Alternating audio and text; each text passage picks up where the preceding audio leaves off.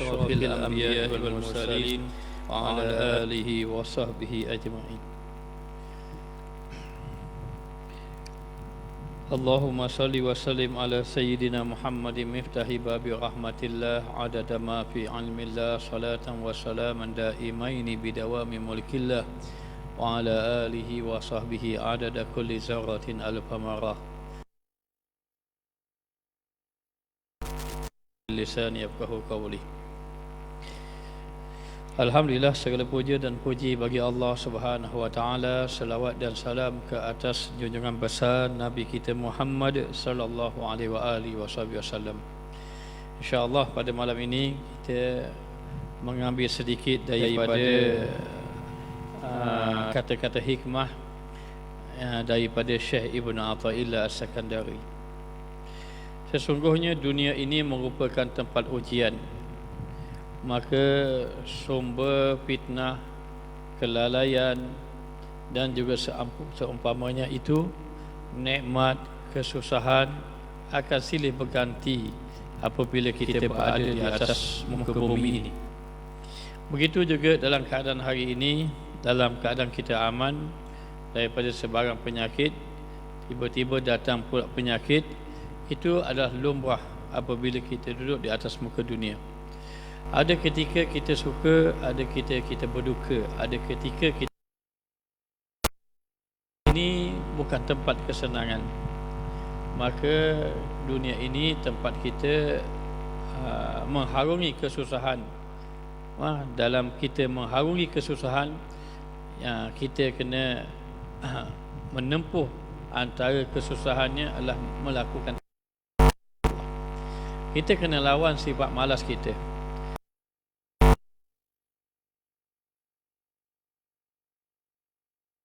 Kita ini suka kepada mengikut hawa nafsu. Maka semuanya kena lawan agar kita boleh berjalan kepada Allah Subhanahu wa taala. Sahabat Nabi yang bernama Ibnu Mas'ud berkata, "Ad-dunya kulluha rumumun, fama kana minha fi sururin fa huwa ribhun." Dunia ini keseluruhannya, yakni kebanyakannya adalah kesusahan. Maka apa yang ada di dunia ini yang berupa kesenangan, bererti dia telah mendapat keuntungan. Dunia ini kalau dihitung kesenangan, kesusahan lebih banyak daripada kesenangan. Tetapi seandainya kamu mendapat kesenangan, itu satu keuntungan. Abu Turabi mengingatkan tentang dunia ini dengan berkata, "Ayuhan nas, antum tuhibbuna salasata asya wa laysa hiya lakum. Tuhibbuna lillah wa tuhibbuna nafsa wa hiya lihawaha wa tuhibbul wa tutlubu isnataini wala tajidunahuma rahata wal malu lil warasati al-ma wal faraha wa huma fil jannah." Wahai manusia, kamu mencintai tiga perkara, akan tetapi tiga perkara itu bukan milik kamu. Kamu mencintai diri kamu, tetapi diri kamu itu dimiliki oleh hawa nafsu kamu. Kamu mencintai roh kamu, akan tetapi roh itu milik Allah Subhanahu wa taala. Sampai masa roh kita akan keluar, walaupun kita cinta macam mana, akan sampai ke tuan dia juga. Dan kamu mencintai harta kamu, dan padahal harta itu milik ahli waris kamu. Sampai masa kamu wafat, maka menjadi ahli waris kamu. Maka kamu mencari dua perkara yang mana tidak akan kamu dapat di dunia ini. Apa dia? Kerehatan dan kebahagiaan. Kamu nak rehat tapi nak dapat bahagia. Kamu nak kaya tapi kamu tak nak berusaha. Maknanya, maka kerehatan dan kebahagiaan itu sebenarnya ada, tetapi terdapat di dalam syurga. Maka di dalam syurga itu adalah kerehatan, kebahagiaan. Maka di atas muka dunia ini, maknanya kita kena bersusah payah dalam melakukan ibadah kepada Allah Subhanahu wa taala. Maka dikatakan bahawa kita sedaya upaya jangan merugikan masa. Cuba sedaya upaya memenuhkan masa kita dengan ibadah kepada Allah Ta'ala. Maka haruslah setiap masa itu kita mencari jalan menumpukan perhatian kita kepada Allah. Alhamdulillah, malam ini Allah beri kita antara maghrib dan isyak kita berada di dalam rumah Allah. Maka moga-moga tidak tertulis orang yang merugikan masa. Moga-moga kita semua tertulis di kalangan orang yang menggunakan masa dalam keadaan kebaikan. Maka dikatakan bahawa dalam kita ini mengharungi kehidupan kita, maka kita kena ada jalan, ada pedoman, ada petunjuk. Maka hendaklah kita mencari jalan, pedoman ataupun petunjuk melalui jalan yang telah dibawa oleh orang-orang yang terdahulu, yakni yang ditunjuk oleh baginda Rasulullah sallallahu alaihi wa alihi wasallam. Oleh kerana itu Syekh Ibnu Athaillah menyatakan di dalam kata-kata hikmahnya, kata Syekh Ibnu Athaillah, la tastaghrib wuqu'al aqdar ma dumta fi hadhihi dari fa innaha ma abrazat illa ma huwa mustahiqu wasfiha wa wajibu na'tiha. Jangan anda merasa hairan, jangan kamu merasa hairan atas terjadinya segala kekeruhan. Terjadinya segala kekeruhan selama mana anda berada di dunia ini. Kalau orang kata saya susah sama, macam-macam ujian. Kalau kamu rasa kamu kena ujian, itu memang tempat dia. Tempat dia dah sebenarnya. Kadang-kadang ada orang menyatakan, ujian saya berat Ustaz. Saya rasa ujian saya paling berat. Memang kita duduk atas muka dunia ini tempat ujian. Maka jangan kamu merasa hairan kalau berlaku kekeruhan. Ketika mana, selagi mana kamu berada di dunia ini, di kampung dunia ini. Kerana bahawasanya segala kekeruhan itu tidaklah muncul selain kekeruhan-kekeruhan yang patut pada mensifatkannya, dan wajiblah sifat-sifat itu. Apa maknanya? Maknanya sifat kepada dunia ini memang ada kekeruhan. Sifat dunia ini memang ada kesusahan. Maka kita duduk di atas muka dunia ini, Allah akan menguji kita. Sebagaimana firman Allah Ta'ala, allazi khalaqal mauta wal hayata liyabluwakum ayyukum ahsanu amala. Sesungguhnya Allah Ta'ala menjadikan kehidupan dan kematian untuk menguji kamu, siapakah yang paling baik amalannya di sisi Allah Subhanahu wa ta'ala. Maka Allah Ta'ala menjadikan tempat dunia inilah tempat percubaan, tempat dunia ini adalah tempat ujian. Maka Allah menyatakan, aku pasti akan uji kamu. Wala nabluwannakum bisyai'in minal khauf. Kami, kata Allah, akan menguji kamu sedikit daripada ketakutan. Maka hari ini kita diuji dengan ketakutan penyakit wabak. Wala nabluwannakum bisyai'in minal khauf wal ju'. Dan juga kelaparan. Alhamdulillah tempat kita ramai tak lapar. Tapi di tempat yang lain dengan sebab sedikit daripada ketakutan yang Allah uji ini dengan wabak seumpamanya, maka ada lagi diuji dengan kelaparan. Minal khawfi wal ju'i wa naqsim minal amwal, dan Allah uji lagi dengan kekurangan harta benda. Wassamarat, dalam keadaan ketakutan, dalam keadaan maknanya lapar, kekurangan harta benda. Wassamarat, kurang pula tanaman-tanaman subur, buah-buahan. Wassamarat, makna Allah Ta'ala uji. Tapi Allah menyatakan wa basyiris sabirin, berita gembira bagi orang yang bersabar. Nabi Ibrahim alaihissalam diuji oleh Allah. Nabi Ibrahim, raja yang bersama dengannya pada zaman itu adalah Namrud. Namrud ibnu Kan'an ini seorang raja yang zalim. Maka bila petani-petani menanam gandum, maka bila gandum sampai masa menuai, maka dia akan rampas semua gandum. Dia akan bagi sedikit kepada petani itu, yang lain dia pegang belaka. Lalu semua orang akan minta kepada Namrud gandum, kerana itulah sumber makanan pada zaman itu. Dan Namrud tidak memberi begitu sahaja. Namrud akan bertanya, siapa memberi rezeki pada kamu? Siapa memberi rezeki kamu? Namrud. Baru dapat bagi. Kalau tidak menyatakan begitu, tak boleh. Maka dia akan bertanya, tidakkah aku ini Tuhan kamu? Ya, Tuhanku. Baru dia bagi. Kalau tidak, dia tak bagi.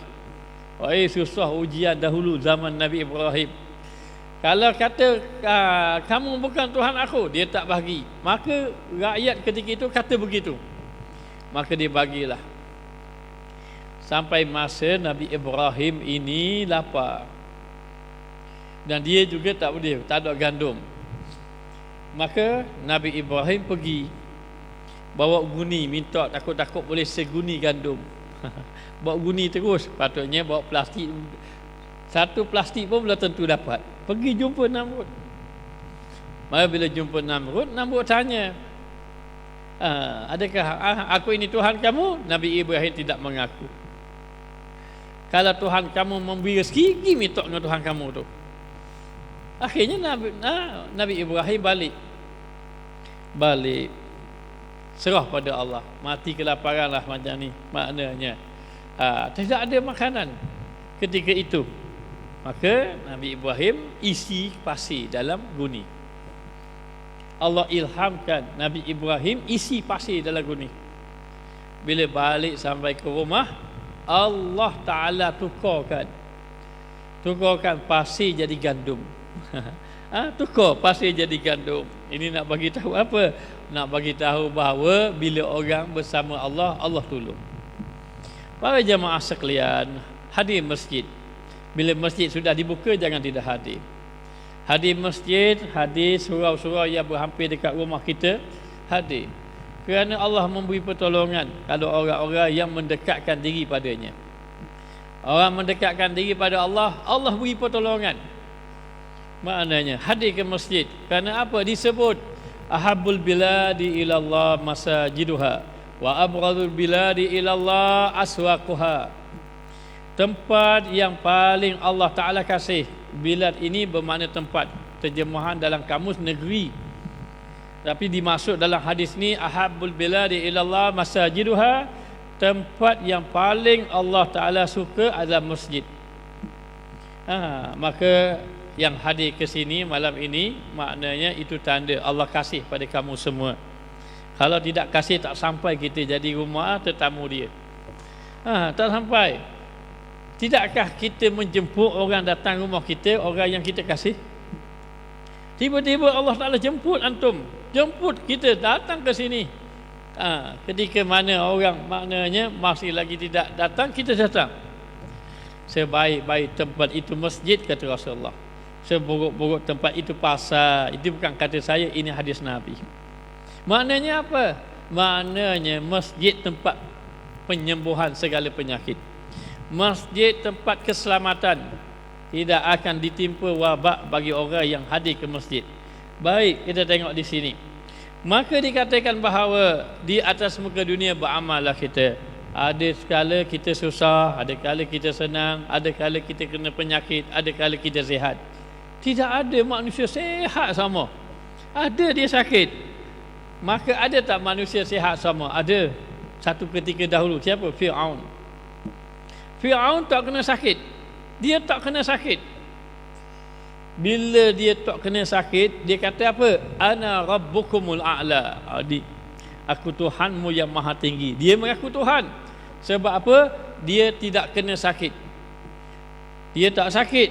Dah lah tak sakit. Dia mempunyai kekayaan yang luar biasa. Kerajaan yang hebat.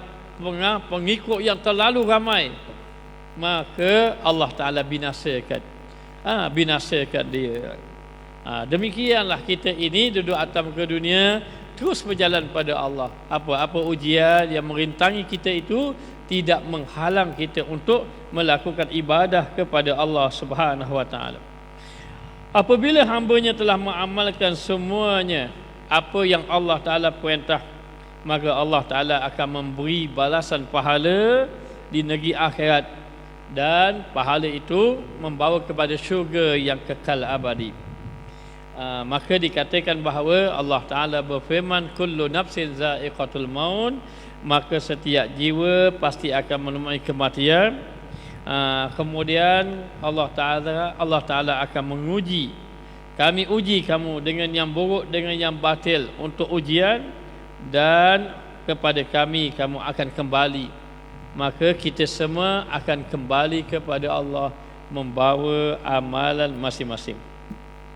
Amalan perbuatan manusia di dalam dunia ini ada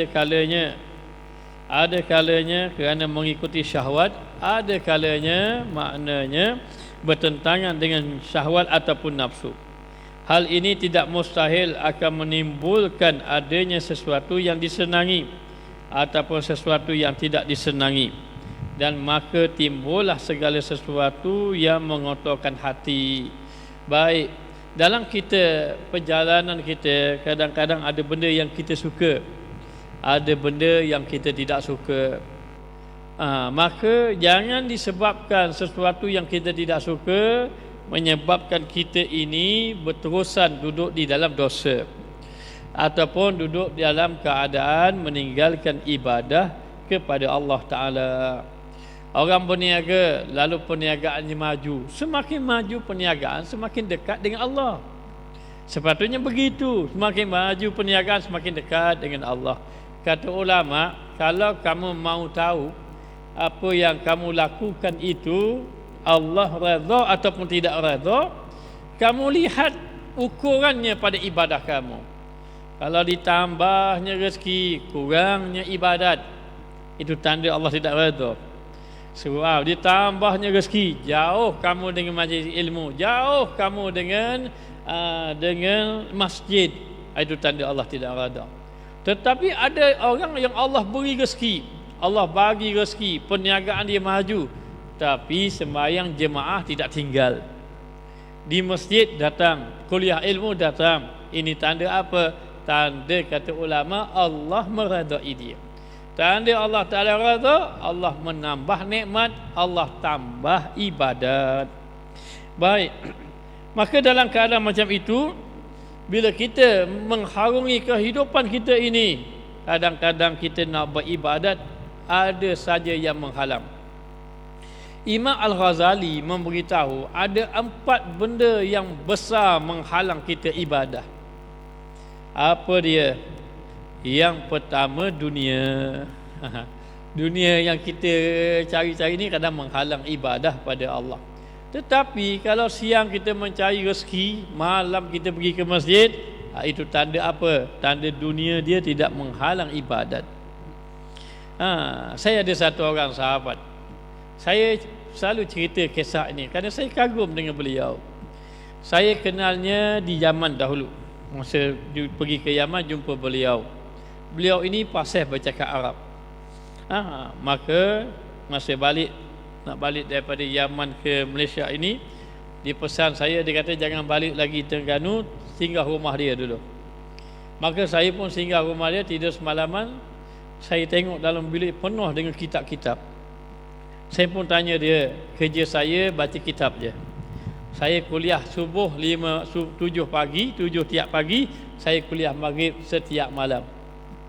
Setiap maghrib, jadi kerja dia kuliah subuh dengan kuliah maghrib saja. Siang tu duduk saja je. Kerja kuliah saja. Alhamdulillah, rezeki mencurah-curah, dia kata. Masa-masa kosong ada juga pejabat-pejabat pergilah. Beliau ini seorang pendakwah. Selama beberapa lama dia pun jemput saya pergi ke Kuala Lumpur. Saya pun pergilah jumpa beliau. Saya terkejut. Dia panggil, rupanya nak suruh sembahyang hajat. Sembahyang hajat apa? Sembahyang hajat, dia buka kedai. Kedainya besar kedainya. Sewa hampir 7-8 ribu, tak ingatlah sewa, ribu-ribu. Dia jual barang-barang ibadat. Ana jual ni kerana nak nak tolong orang ibadat. Maka dia jual jubah, dia jual kopiah, dia jual semua barang ibadat. Alhamdulillah, bagus dia. Selang beberapa lama jumpa pakai kereta mewah dah. Akhirnya saya jumpa ke dia sekali, dia tutup kedai. Saya tutup kedai kerana lepas Ramadan. Kenapa tutup kedai? Kedai tak maju ke? Kedai maju. Kedai terlalu maju, saya tutup kedai. Ilah. Macam mana kedai terlalu maju? Kerana di bulan Ramadan baru-baru ini saya tak sempat baca Quran. Dahulu bulan Ramadan saya boleh khatam beberapa kali. Tahun ini nak habis satu kali khatam pun tak mampu. Kenapa? Duduk sibuk dah barang-barang orang nak raya kurang hari. Sibuk. Akhir sekali saya pun termenung. Saya pun berfikir. Dia ambil keputusan. Buat apa dapat rezeki banyak, nak mengaji pun tak boleh kata. Buat apa? Dah dulu kuliah, learning kuliah kadang-kadang seminggu sekali dan kuliah. Gimana? Ambil barang kat pelabuhan. Maknanya siapa dekat tu dah. Besar dah perniagaan dia. Hari-kali dia kata tak nak pergi langsung lah. Nak tumpu balik macam dulu. Masya Allah. Kita kata apa? Dia nasib baik dia. Kalau jadi kita tak mari dah Masjid Putih ni. Maknanya jadi tak bagi tahu, alhamdulillah orang-orang yang Allah Taala kasih, Allah Taala kasih, Allah Taala jaga. Sebab itu kata ulama, dia mengatakan kalau kamu diberi nikmat, kamu tengok pada ibadat. Seandainya nikmat yang datang kepada kamu itu walau mencurah-curah pun, jangan lagi kamu tengok ini keberkatan, tengok dulu. Kamu ukur dengan ibadat kamu. Kalau ibadat bertambah, nikmat bertambah, ibadat bertambah, itu tanda Allah redha kamu. Tapi kalau nikmat bertambah, ibadat berkurang, jaga-jaga bimbang duduk dalam kemukaan Allah. Maka demikianlah sifat di atas muka dunia ini ada saja yang menghalang kita ibadat. Yang pertama, dunia penghalang ibadat.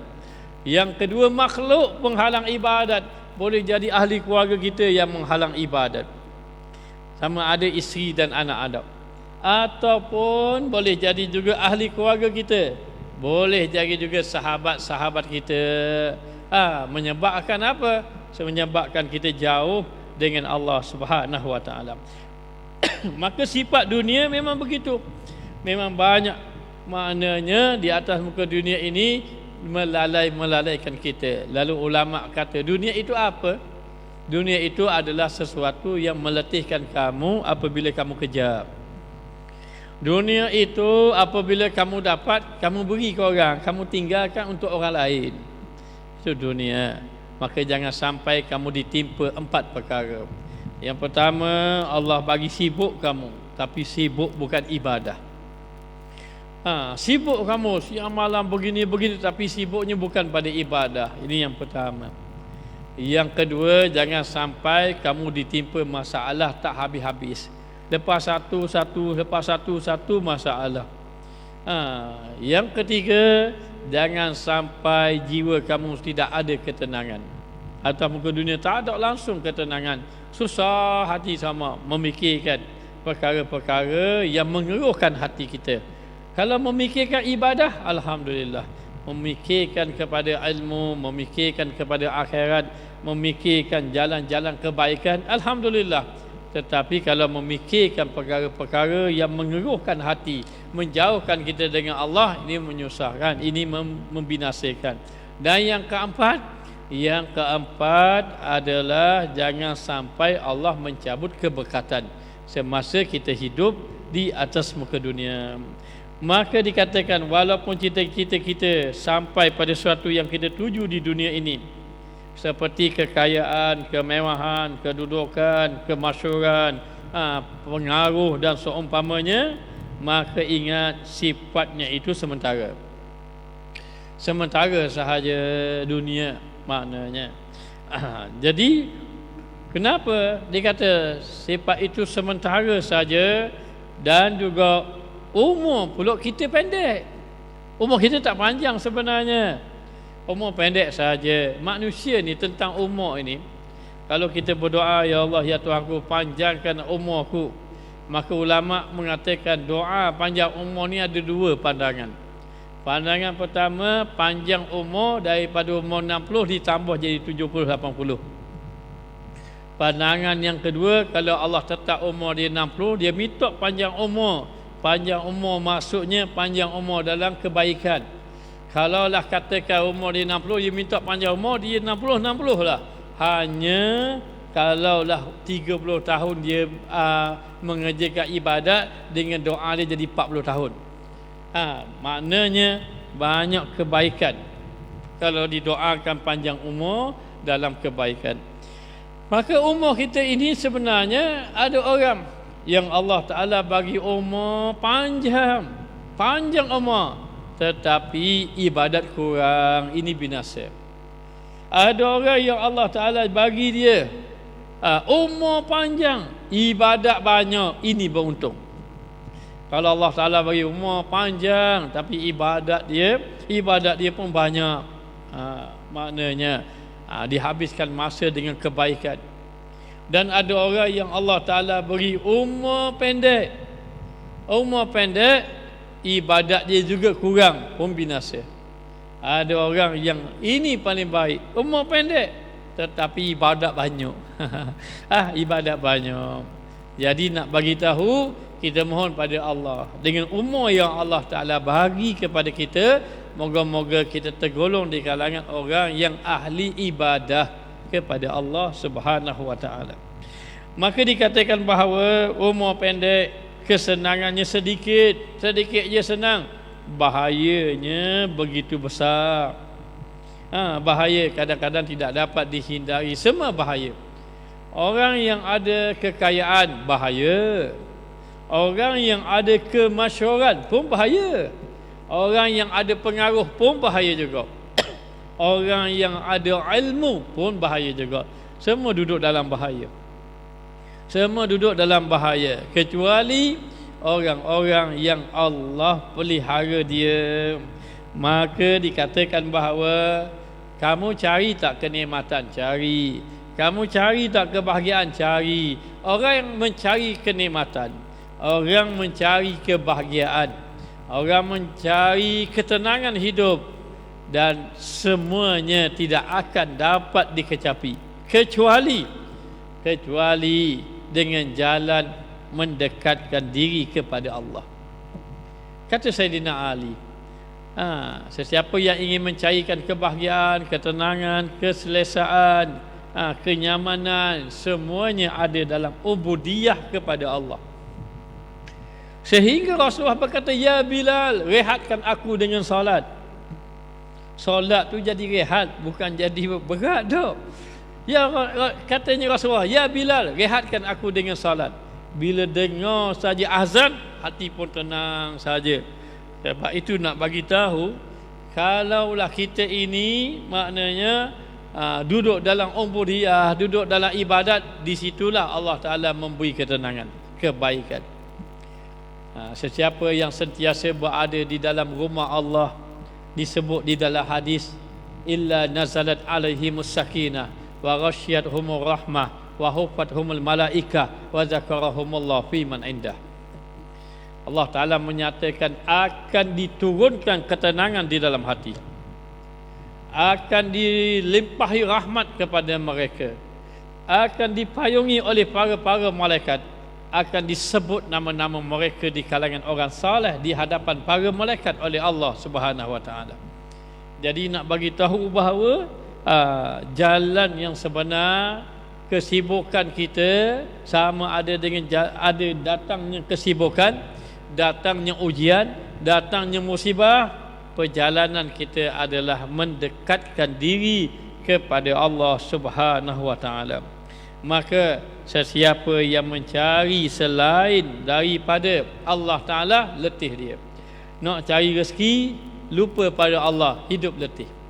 Katanya Ja'far Sadiq mengatakan, man talaba ma lam yukhlaq ata'aba nafsahu wa lam yurzaq. Barang siapa yang mencari ma lam yukhlaq, sesuatu yang tidak dijadikan oleh Allah. mencari sesuatu yang kamu cari itu bukan yang Allah kehendaki, bukan yang Allah terhendaki, at'aba nafsahu, sebenarnya meletihkan diri kamu. Ingat, ini bukan bermakna jangan kita mencari dunia, bukan. Dunia perlu cari.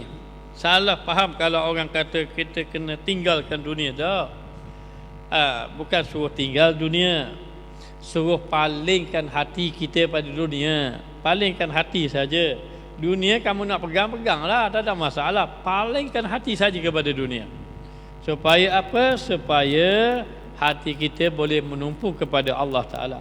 At'aba nafsahu, kamu mencari sesuatu yang tidak dijadikan oleh Allah, maknanya bukan itu tujuan yang sepatutnya kamu duduk atas muka dunia.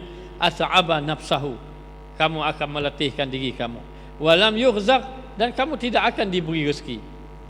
Rezeki ini ada 3. Satu dipanggil rezeki dunia. Rezeki dunia ini Allah berkata kepada Nabi Musa AS, ya Musa, Allah Ta'ala berkata pada Nabi Musa, ya Musa, aku telah bersumpah dengan dunia. Aku telah bersumpah dengan dunia. Mana-mana hamba-Ku yang menjadi hamba kepada aku akan jadikan dunia akan jadi hamba pada dia. Mana-mana hamba aku, yakni hamba Allah, yang menghambakan diri kepada Allah, maka dunia akan jadi hamba dia. Mana-mana hamba aku yang menghambakan diri kepada dunia, dia bukan hamba aku. Maka dalam keadaan macam itu dikatakan bahawa yang paling penting kita duduk di atas muka dunia ini adalah berterusan dalam melakukan ibadah kepada Allah Subhanahu wa taala. Orang bertanya kepada Ja'far Shadiq, apakah yang dimaksudkan dengan mencari sesuatu yang tidak dijadikan Allah di dunia ini? Maka katanya, iaitu sesuatu itu ialah berehat di atas muka dunia. Kalau kamu nak berehat atas muka dunia, bukan, kamu tidak diciptakan untuk berehat. Kamu diciptakan untuk ibadah. Allah Ta'ala berfirman dalam surah Az-Zariyat, wa ma khalaqtul jinna wal insa illa liya'budun, tidak aku jadikan jin dan manusia kecuali mengabdikan diri kepada aku. Maknanya Allah mencipta kita supaya kita mengabdikan diri kepada Allah.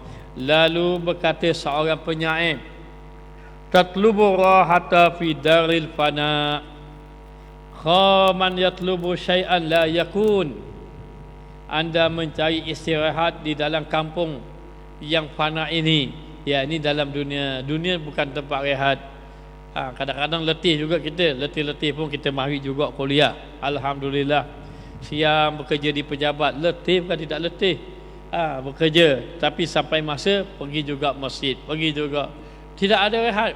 Kadang-kadang kita duduk, maknanya masa kita banyak, boleh kita nak bersuka-suka, tapi kita fikir sampai masa waktu semayang, kena pergi semayang.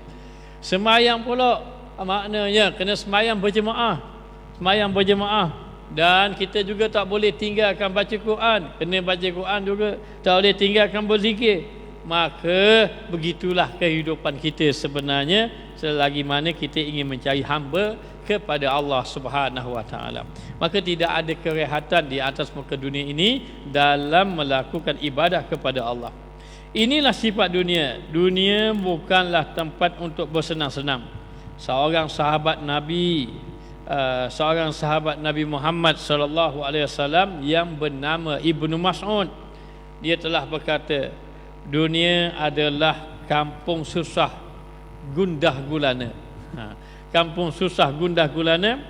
Andainya jika seseorang itu mendapat kesukaan di dunia, dapat kesenangan di dunia, maknanya kalau atas muka dunia dia dapat kesenangan, alhamdulillah, Allah Ta'ala bagi dia nikmat, bermakna dia telah mendapat keberuntungan. Itu nasiblah, untunglah dia. Sehingga dikatakan bahawa itulah maksud Rabbana atina fid dunya hasanah. Ya Allah, ya Tuhan kami, kurniakan di atas muka dunia kehidupan dunia yang baik. Kehidupan dunia yang baik itu apa? Yang pertama, keluarga yang baik. Siapa yang mendapat keluarga yang baik, alhamdulillah, semua anak-anaknya jaga sembahyang. Semua anak dia pandai baca Quran. Semua anak dia ini maknanya suka kepada ibadah. Itu dia dapat sebahagian daripada dunia. Kebahagiaan dunia. Lepas tu yang kedua, fi dunia hasanah, dunia yang baik adalah harta benda yang halal. Harta benda yang halal. Bekerja dapat rezeki, harta benda yang halal. Maka harta benda yang halal yang banyak Allah beri pada dia, itu bermakna dia mendapat keduniaan yang baik. Selain daripada itu, apa dia? Ya, dunia yang baik, mendapat tempat tinggal yang baik. Dapat tempat tinggal yang baik. Dan termasuk juga mendapat kenderaan, kenderaan yang baik. Baik. Maka dikatakan bahawa kata Ibnu Mas'ud ini, dunia ini tempat kampung kita banyak menanggung kesusahan, tempat gundah gulana. Tetapi kalau dapat kesenangan, itu satu keberuntungan. Maka ditafsirkan oleh Syekh Junaid Baghdadi kata-kata ini.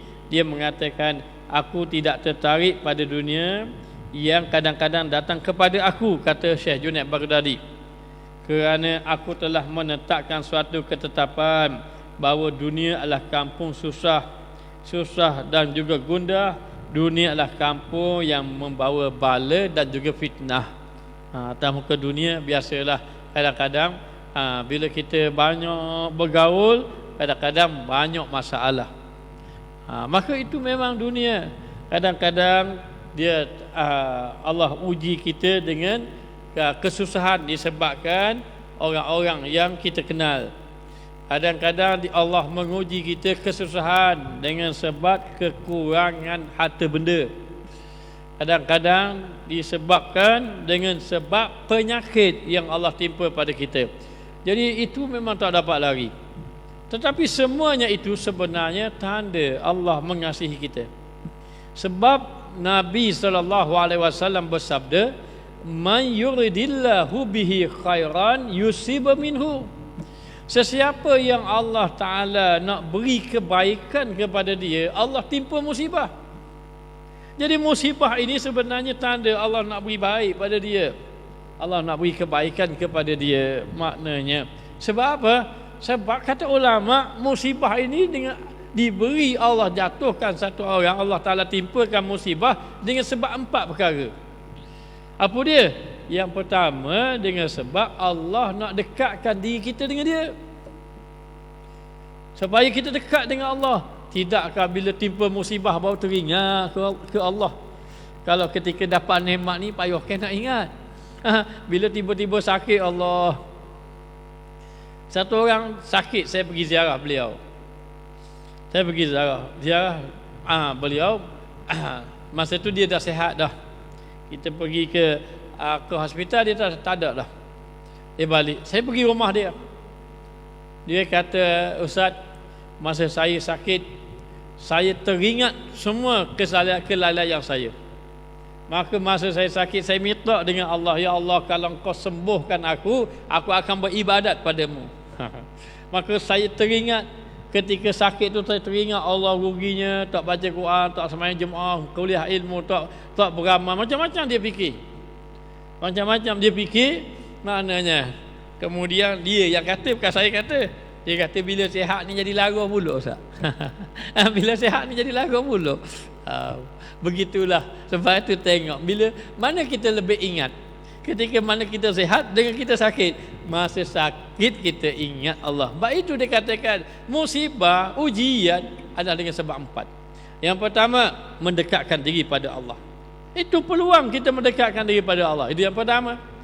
Yang kedua, Allah nak didik hati kita. Kadang-kadang kita ini ada kesombongan. Boleh jadi Allah memberi kemasyhuran, kita sombong dalam masyhur. Allah memberi kita pengaruh, kita sombong dalam pengaruh.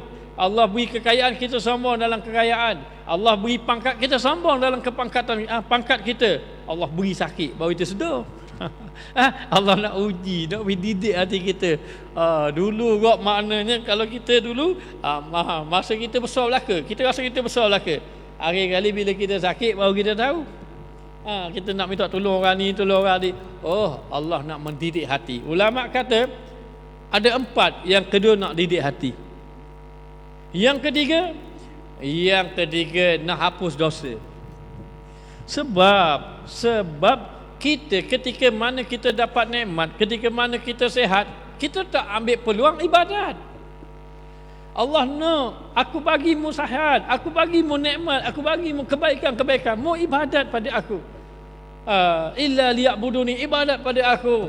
Dok saram. Maknanya habis masa jalan begitu saja. Quran pun kita tak baca, majlis ilmu pun kita tak mari, kalau mari pun tak kecilan segeluk. Akhir kali Allah Taala kata, ini peluang ketika mana sihat engkau boleh cari ibadah, cari pahala sebanyak-banyak. Baik aku beri pahala kau ni beri sakit. Beri sakit. Bila beri sakit saja Allah Taala beri pahala, Allah hapus dosa. Allah Ta'ala beri pahala, Allah hapus dosa. Sebab tu kata ujian musibah ia dengan sebab 4. Yang ketiga apa? Dengan sebab Allah nak beri pahala, dengan sebab Allah nak beri keampunan kepada hamba-Nya. Sebab tu kata dalam hadis, siapa-siapa yang sakit ketika wabak, dia mati syahid, dapat pahala mati syahid. Kalau dia sakit dalam keadaan ditimpa wabak. Jadi nak bagi tahu bahawa tidak saja-saja Allah jatuhkan, kenakan kepada hamba-Nya. Maka yang ketiga itu apa tujuannya? Tujuannya supaya dihapuskan akan dosa, ditambahkan pahala. Yang keempat, Allah Ta'ala nak dekat pun tambah dekat. Allah Ta'ala beri peringatan pun tak sedar juga. Lepas pada tu Allah Ta'ala beri sakit supaya sabar, dapat pahala banyak, diampunkan dosa, dia dok juga. Maka kata ulama li ta'zim, Allah nak azab dia supaya maksiat dia tak berpanjangan. Masih lagi dalam kasih sayang Allah, supaya dosanya tidak banyak, supaya tak dia ada berterusan buat maksiat, Allah Ta'ala bagi azab. Kalau sihat, contoh saja ni, kalau sihat ia main judi, kalau sihat ia minum agak, sakit lah. Maknanya sakit supaya apa? Supaya dia tak berterusan dalam melakukan kejahatan. Maknanya maka terserah pada Allah Ta'ala. Allah memberi kesedaran, hidayat, dia ingat Allah. Allah nak azab, terserah pada Allah Ta'ala. Baik, dengan sebab 4 perkara tadi, maka dikatakan bahawa kata Syekh Junaid Baghdadi lagi, sesungguhnya alam ini semuanya adalah buruk. Setengah daripada keadaan alam adalah ia mendatangi aku tiap-tiap sesuatu yang tidak aku senangi. Jika ia datang kepadaku dengan sesuatu yang aku senangi, maka ialah suatu kurnia. Banyak benda-benda dunia datang benda yang kita tak suka. Tapi kalau datang perkara yang kita suka, itu kurniaan Allah. Itu kurniaan Allah Ta'ala maknanya. Jadi kita berniaga, Allah Ta'ala bagi untung, kita pun dapat harta banyak, itu kurniaan Allah. Dengan syarat kita tidak maknanya kita tetap dalam melakukan ibadah kepada Allah Subhanahu Wa Ta'ala. Maka dikatakan lagi bahawa kata satu orang penyair, man rama fid dunya hayatan salimatan minal hammi wal aqdari rama muhalan. Barang siapa yang tujuan dunia, duduk atas muka dunia ini, tujuan dalam dunianya untuk mencari kehidupan, nak bahagia, nak selamat, nak terhindar daripada kesusahan, dijauhkan segala musibah, itu sesuatu yang mustahil. Mana ada orang duduk atas muka dunia tak ada ujian? Mana dia ada atas muka dunia ini tidak ada musibah? Biasa dia dah. Bumi mana yang tidak ditimpa hujan, lautan mana yang tidak bergelora. Maknanya maka ketika mana kita susah, kita tu, ulama kata ketika mana kamu ditimpa kesusahan, kamu kena ingat ada lagi orang yang lebih susah pada kamu. Kalaulah katakan dunia ini tempat yang betul-betul nak beri nikmat, maka Allah tak uji Rasulullah seberat itu. Orang yang paling Allah Ta'ala kasih cinta Rasulullah, tapi Rasulullah antara yang paling berat ujiannya. Dan firman Allah Ta'ala yang terakhir, Qul ya ibadillazina amanu taqu rabbakum lillazina ahsanu fi hadhihi dunya hasanah wa ardullahi wasi'ah innama yuwaffas sabiruna ajrahum bighairi hisab. Wahai hambaku, katakanlah, wahai hamba-hambaku yang beriman, bertakwalah kamu kepada Allah. Lilladzina ahsanu fi hadhihi dunya hasanah, dan bagi orang yang melakukan kebaikan di atas muka dunia ini. Wal ardullahi wasi'ah, bagi orang yang melakukan kebaikan di atas muka dunia ini luas. Maknanya kamu boleh berhijrah, kamu boleh melakukan kebaikan di atas muka dunia. Hanya sesungguhnya hanya orang yang sabar sahajalah dapat pahala tanpa hisab. Perjalanan kita ini adalah untuk menuju kepada Allah. Moga-moga Allah Ta'ala beri kebaikan kepada kita. Moga-moga kita semua termasuk di kalangan hamba Allah yang saleh. Dan kita mohon kepada Allah agar Allah Ta'ala jadikan kita orang yang sentiasa duduk dalam kebaikan, istiqamah di dalam amal. Dan apabila Allah menimpakan ujian, kita mohon kepada Allah agar dikurniakan kesabaran. Dan apabila saja Allah memberi nikmat, kita mohon kepada Allah agar Allah kurniakan kesyukuran kepada Allah Ta'ala, menjadikan kita orang yang bersyukur. Kerana sifat orang yang beriman itu, apabila mendapat nikmat ia bersyukur, dan apabila ditimpa musibah dia dalam keadaan bersabar, dan apabila mendapat sesuatu dia redha kepada Allah. Jadi sekadar ini sajalah yang dapat disampaikan. InsyaAllah moga-moga mendapat kebaikan di sisi Allah Ta'ala. Kata Rasulullah pada Sayyidina Ali, wahai Ali, sesiapa yang membaca zikir ini setiap hari, dia tidak akan ditimpa musibah, tidak akan ditimpa wabak, ujian dan sebagainya. Zikirnya adalah Bismillahirrahmanirrahim, la haula wa la quwata illa billahil aliyyil azim. Dibaca 10 kali, Rasulullah jamin kalau berlaku wabak, orang itu tidak ditimpa wabak dengan izin Allah. Jadi sekadar ini saja. Wabillahi taufiq wal hidayah. Wassalamualaikum warahmatullahi wabarakatuh. Rabbana atina fid dunya hasanah wa fil akhirati hasanah wa qina azabannar. Wa sallallahu ala sayidina Muhammad wa ala alihi wa sahbihi wasallam. Walhamdulillahirabbil alamin.